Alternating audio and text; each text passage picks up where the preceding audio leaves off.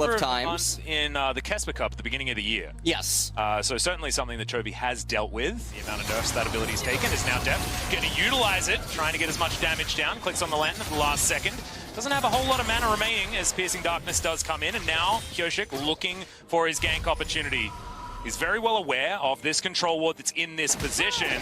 And there's the vault forward. 369 taking a lot of damage, and there's the flash out of Kyoshik. There's still no. The Q is going to miss. The flash forward and still gets the first blood. DRX are on the board. And that is a very big kill for them. Because of communicating things, they've told Kyoshik to go and get a dragon. And he's going to get to work on that right now. Casa just putting some traps down, but they have no idea that this is being taken. And when the dragon starts yelling, that's when they'll know. As Paranoia comes in, flash out immediately, but the follow flash comes in. Knight, no mana actually, so not going to be able to Dusk Bring, but all cards are immediately exhausted. Didn't quite see Karsa, who's been pretty invisible so far this game. And Kyoshik coming in here, might just start Rift Herald. No, he's going to get the Scuttle Crab first, I assume. He's waiting to see if anyone's going to come over and try to... Ooh, Destiny Gate available. Yeah, he's going to come in. There's the Destiny Gate. No Paranoia up. There's a good fear, but gold card's going to come through, and there are just not quite enough shields available for this Nocturne, and Knight is going to be taken down. Great patience there from Kyoshik. Steal this one away. Not entirely sure who took it, and Kyoshik is going to show us that it was DRX. That spear's going to miss as Carrier finally just going to try and flash his way out. He's going to be the sacrificial Thresh, and Jackie Love is going to get some revenge, some lore revenge against that gentleman. Not going back into his lantern today. Bottom side. Oh, nice. He's going to connect. Vox comes down as well. Yanja. The Whirling Death comes in. There's the Paranoia. Explosion of damage, but the heal is going to keep Carrier alive. Dawning Shadow says no, however. And the Thresh will bite the dust. 2-2 the kill score now, but Deft might just be the third one here for top. Picking up these axes. I was a DRX fan. And I am. I'd probably say that this was... Well, they are still very far ahead in the gold lead, but Infernal Dragon's going to be picked up by top Esport. Deft with a similar item build, but only a Vamp Scepter. Jackie's very, very big at this point in time. Hook goes out, doesn't find anyone. The box was already placed down as the teleport comes forward. Kyoshik's not going to be able to secure the dragon. It's going to be the second for TS, and now the fight is on.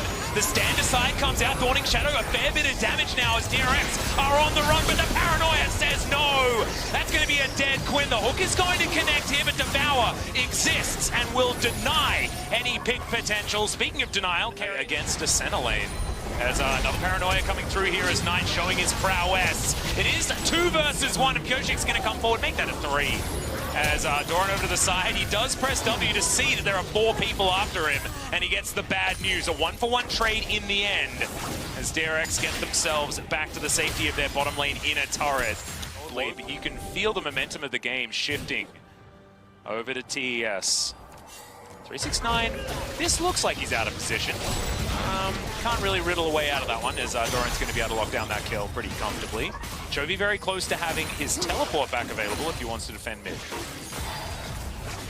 Well, still a 2,000 gold lead. Working, but you can see Doran.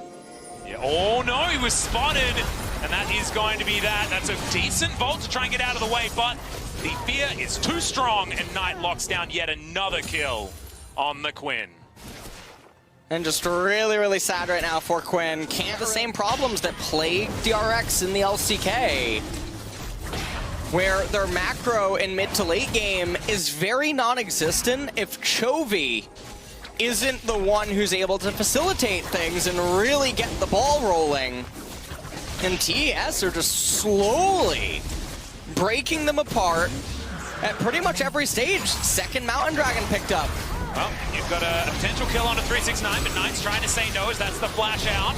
Quinn has to get out of there, knows exactly how that one works, as the Lee Sin's just going to get bopped. Knight going to survive on the back end, and now Chovy having to deal with 3 other people. The Devour there for fun from Yanja as the Zhonya's comes in. Oof. And that is a very dead Twisted Fate. Doran tried. They're going to get themselves the Baron, and let's see what they can do with this Red Bull Baron power play. Indeed. It is going to be taken very, very easily. No Whirling Death even to try and 3 minutes until the Mountain Soul will be available for them. Knight up here towards the top side is an absolute menace. Chovy has a lot of money. Now Knight might find himself in the wrong spot. He's going to flash. Paranoia comes through as well, but unfortunately, that's most of his mobility now done, especially with Dustbringer no longer there. The rest of top esports turn up, but it's a little bit too late. It's going to be a 4 versus 5. Chovy going to get turned on here by 369. Doesn't quite do enough damage with Pyojik. Going to kick the cross. Oh! 3 people. That was extraordinary. Chovy grabs the kill onto the Graven shutdown. The cash in for Deft, and they wipe the 4. There goes your Baron power play. It's 1.4 in the hole. It was Carrier that stole our hearts during the regular season of the LCK, but it's Pyojik that's really started to come alive here in the World Championship. Now 3-1 and 5. The DragonX, they still have an uphill battle. Spear not going to connect. There's the hook onto Yanja, but he does have that QSS. The Quinn is going to get out, but the Lee Sin not so lucky. And look, anything you can do, I can do better, says DragonX as they throw this advantage away. Well, going to start the fight though. Oh, that's a decent stun there, but they've got heals galore.